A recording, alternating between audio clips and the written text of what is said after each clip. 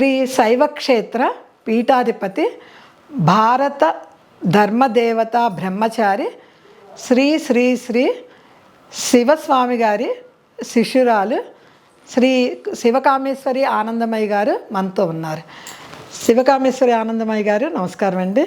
నమస్తే అండి శ్రీలక్ష్మి గారు.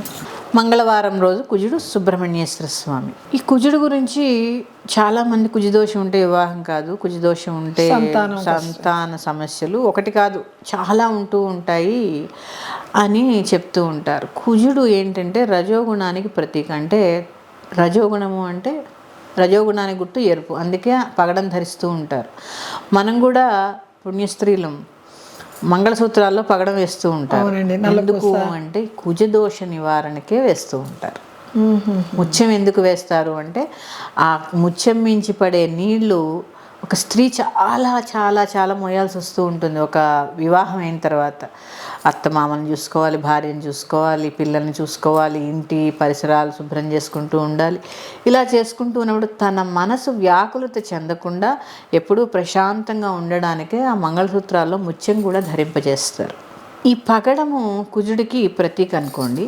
ఈ సుబ్రహ్మణ్యేశ్వర స్వామి మన వంశాన్ని వృద్ధి చేసే దేవత. అవునా? అవునండి. సంతానకారకుడు సుబ్రహ్మణ్యేశ్వర స్వామి. అందుకని ఈ గ్రహానికి ఆయన అధిపతి. కుజదోషం ఉంటే కొంతమందికి అలా ఆయన సంతానానికే కాదండి, వివాహానికి కూడా, భూమికి కూడా కారణం. భూమి యొక్క పుత్రుడు కదండి కుజుడు.